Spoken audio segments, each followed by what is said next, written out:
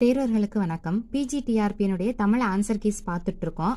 Already நான் ஒரு 10 question 15 question கிட்ட போட்டிருக்கேன், செக் பண்ணி பாருங்க. இந்த கொஸ்டின் பாருங்க, ஏற்பாடு அப்படின்றதுக்கான ஆன்சர் என்னன்னு சொல்லி கேட்டிருக்காங்க. ஆப்ஷன் ஏ பிரிதலும் பிரிதல் நிமித்தமும், அடுத்தது முன்பணி காலம், அடுத்தது ஞாயிறு மறையும் நேரம், அடுத்தது காலை 6 மணி முதல் 10 மணி வரை. இதுல ஏற்பாடு அப்படின்றது என்னன்னு சொல்லி கேட்டிருக்காங்க. ஸோ இதுக்கான ஆன்சருமே உங்களுக்கு 10th ஸ்டாண்டர்ட் புக்ல வந்து கொடுத்துருப்பாங்க. இதில் கொடுத்துருக்க 4 ஆப்ஷனுமே உங்களுக்கு வந்து என்ன அப்படின்னு பாத்தீங்கன்னா அகப்பொருள் இலக்கணம், புறப்பொருள் இலக்கணம் அதுல உள்ளதுதாங்க. ஓகேங்களா, அதுல உள்ளதுதான் நம்மளுக்கு வந்து டோட்டலாவே கொடுத்துருக்காங்க. ஸோ 4க்கான ஆன்சருமே அதுல வந்து இருக்கும், மீனிங்குமே அதுல கொடுத்துருப்பாங்க. என்னன்றது பார்க்கலாம் பாருங்க. அகப்பொருள் இலக்கணம். ஓகேங்களா, பொருள் அப்படின்றது என்னன்னு சொல்லியிருக்காங்க, ஒழுக்க முறை.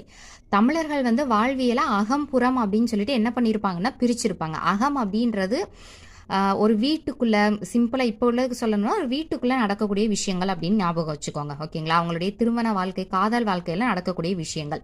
புறம் அப்படின்றது தலைவன் வந்து இப்ப போருக்கு போறாரு, ஒரு அரசன் வந்து போருக்கு போறாரு அப்படின்னா அங்க நடக்கக்கூடிய விஷயங்கள் தான் புறம் அப்படின்றது. ஓகேங்களா, சரி.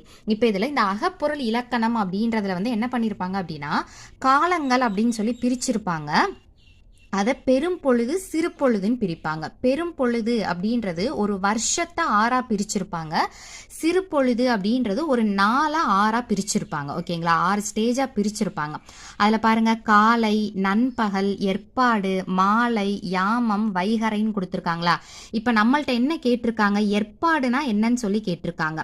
ஏற்பாடுன்றது பாருங்களேன், பிற்பகல் 2 மணி முதல் 6 மணி வரை. இது எதை பேஸ் பண்ணி இந்த ஏற்பாடுன்றதுக்கு இந்த டைம் கொடுத்துருக்காங்க, அதுவும் இங்கே சொல்லியிருப்பாங்க பாருங்க. எல் அப்படின்னா என்னதான், ஞாயிறு. ஞாயிறுனா என்னது, சூரியன் அப்படின்னு அர்த்தங்க. ஓகேங்களா, ஞாயிறு அப்படின்றது என்னது, சூரியன். திங்கள் அப்படின்னா நிலவுன்னு அர்த்தம்.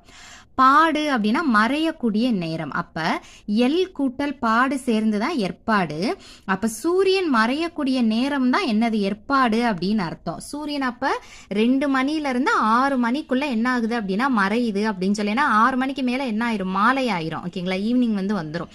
ஸோ அப்ப ஏற்பாடு அப்படின்றது என்னது, பிற்பகல் 2 மணி முதல் 6 மணி வரை அப்படின்னு சொல்லி கொடுத்துருக்காங்க. ஓகேங்களா, அப்ப இந்த கொஸ்டினுக்கான ஆன்சர் என்னது, காலை 6 ஞாயிறு மறையக்கூடிய நேரம். பாருங்களேன், டைமிங் வந்து நம்மளுக்கு கொடுக்கல, டைம் கொடுக்கல, அதுக்கு பதிலாக ஞாயிறு மறையும் நேரம்னு கொடுத்துருக்காங்க. அப்ப ஏற்பாடுன்றதை எப்படி பிரிக்கணும், எல் கூட்டல் பாடு. எல் அப்படின்னா ஞாயிறு, அதாவது சூரியன் அப்படின்னு அர்த்தம். ஓகேங்களா, சரி. அப்ப காலைன்றது காலைக்கே வந்துடும், 6 மணி முதல் 10 மணி வரைன்றது காலையிலே உங்களுக்கு வந்து வந்துடும். ஓகேங்களா, முன்பனி காலம் அப்படின்றது என்னென்னது, மார்கழி, அதுக்கப்புறம் தை.